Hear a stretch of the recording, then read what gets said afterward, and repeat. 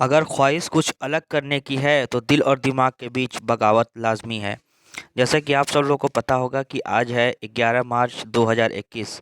तो 11 मार्च 2021 के important current affairs को डिस्कस करते हैं। अगर इस लेक्चर का पीडीएफ आप सब डाउनलोड करना चाहते हैं तो आप डिस्क्रिप्शन बॉक्स में दिए गए टेलीग्राम चैनल के लिंक को फॉलो करके वहां से इस लेक्चर के पीडीएफ को डाउनलोड कर सकते हैं। और मेरे चैनल को लाइक शेयर और सब्सक्राइब करना ना भूलें। तो चलिए आज के इम्पोर्टेंट करंट अफेयर्स को डिस्कस करते हैं। Hello guys, what's up, I hope you are doing well. I am Rupesh and welcome to Rupesh Edutech.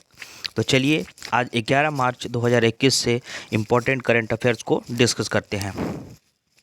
तो आज का पहला जो करंट अफेयर्स है वो कह रहा है कि हाल ही में किस राज्य के मुख्यमंत्री ने पार्टी विधायकों की नाराजगी के बाद अपने पद से इस्तीफा दे दिया है। तो इसका आंसर है उत्तराखंड। उत्तराखंड के जो पूर्व मुख्यमंत्री थे त्रिवेंद्र सिंह रावत ने इस्तीफा दे दिया है। उन्होंने 9 मार्च 2021 को उत्तराखंड के राज्यपाल कौन है तो बेबी रानी मौर्य से मुलाकात की और उन्हें इस्तीफा सौंप दिया त्रिवेंद्र सिंह रावत ने।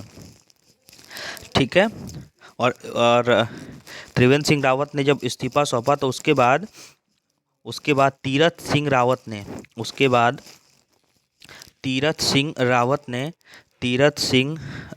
ने उत्तराखंड के 9वें मुख्यमंत्री के रूप में शपथ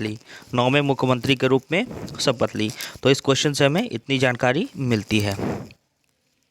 अगला देखते हैं। अगला कह रहा है कि किस कंपनी ने भारतीय क्रिकेटर रोहित शर्मा को अपना ब्रांड एम्बेसडर नियुक्त किया है। तो इसका आंसर है ग्लेनमार्क फार्मा ने क्या किया है कि भारतीय क्रिकेटर रोहित शर्मा को अपना ब्रांड एम्बेसडर नियुक्त किया है। तो जैसा कि नाम से ही पता है कि फार्मा यानी कि दवा से रिलेटेड कंपनी है।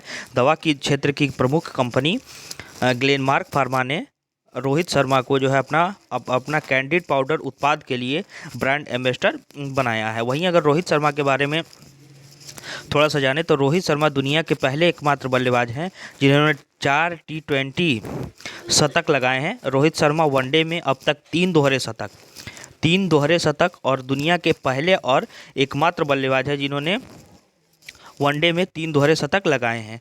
रोहित शर्मा एकमात्र ऐसे बल्लेबाज है जिन्हें वनडे में 150 प्लस की 8 पारियां खेली हैं। तो इस क्वेश्चन से हमें इतनी जानकारी मिलती है।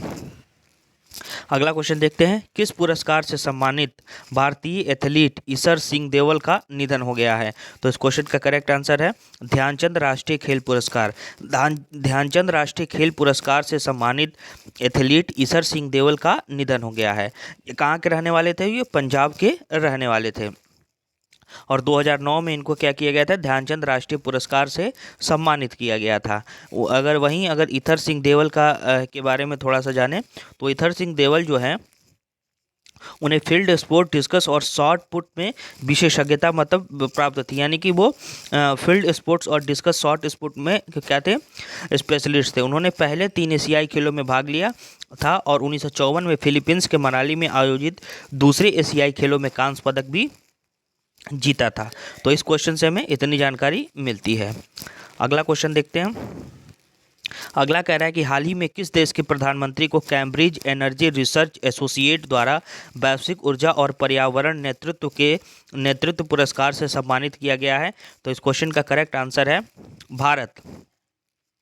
भारत के जो प्रधानमंत्री हैं नरेंद्र दामोदर दास मोदी, उनको जो है कैम्ब्रिज एनर्जी रिसर्च एसोसिएट यानी कि सेरा द्वारा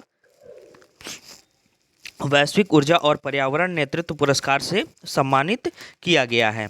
भारत के प्रधानमंत्री को यह पुरस्कार देश और दुनिया की भावी ऊर्जा जरूरतों को पूरा करने हेतु सस्टेनेबल डेवलपमेंट के विस्तार की उनकी प्रतिबद्धता के लिए दिया गया है। इस पुरस्कार को दिए जाने की शुरुआत 2016 में की गई थी। कब की गई थी? कैम्ब्रिज एनर्जी रिसर्च एसोसिएट द्वारा एक जो पुरस्कार दिया गया है उसकी शुरुआत कब की गई थी? 2016 में। ठीक है। और यह पुरस्कार ऊर्जा और पर्यावरण के भविष्य के प्रति समर्पित नेतृत्व का सम्मान करने के लिए दिया जाता है। तो इस क्वेश्चन से हमें इतनी जानकारी मिलती है। अगला देखते हैं कि किस देश की सरकार ने विभिन्न क्षेत्रों में उत्कृष्ट योगदान देने वाले 9 प्रसिद्ध हस्तियों और एक संगठन को सर्वोच्च नागरिक सम्मान स्वाधीनता पुरस्कार 2021 प्रदान करने की घोषणा की है। तो इसका आंसर है बांग्लादेश। बांग्लादेश की शेख हसीना सरकार ने क्या किया है कि विभिन्न क्षेत्रों में उत्कृष्ट योगदान देने वाले 9 प्रसिद्ध हस्तियों और एक संगठन को सर्वोच्च नागरिक सम्मान स्वाधीनता पुरस्कार 2021 जो है देने की घोषणा की है। 4 नागरिकों के नाम का चयन बांग्लादेश मुक्ति संग्राम में उनके योगदान के लिए स्वतंत्रता सेनानियों की श्रेणी में पुरस्कार हेतु मरणोपरांत दिया गया है। यह पुरस्कार बांग्लादेश की स्वतंत्रता के बाद 1977 से दिया जा रहा है। इस पुरस्कार के तहत एक स्वर्ण पदक और 5 लाख टका, बांग्लादेश की मुद्रा क्या है, टका, उसको नगद दिया जाता है स्वाधीनता पुरस्कार के अंतर्गत। तो इस क्वेश्चन से हमें इतनी जानकारी मिलती है।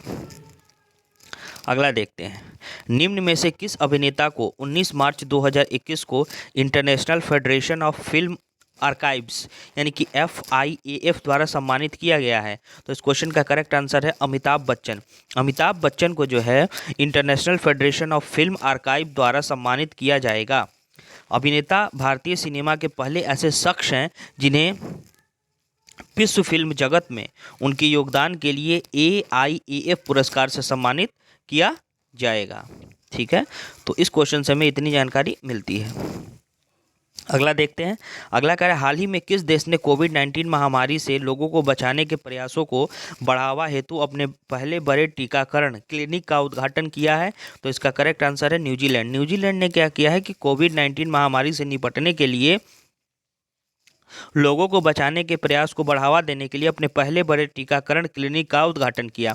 यह क्लिनिक जो है दक्षिण ऑकलैंड में खोला गया था और शुरू में सीमा कार्यकर्ताओं के घर के सदस्यों को लक्षित करेगा। यह सीमा कार्यकर्ता और उनके परिवार को भी किसी भी संक्रामक यात्रियों से बीमारी को पकड़ने हेतु सबसे अधिक संवेदनशील मानता है। तो इस क्वेश्चन का करेक्ट आंसर है न्यूजीलैंड। अगला देखते हैं,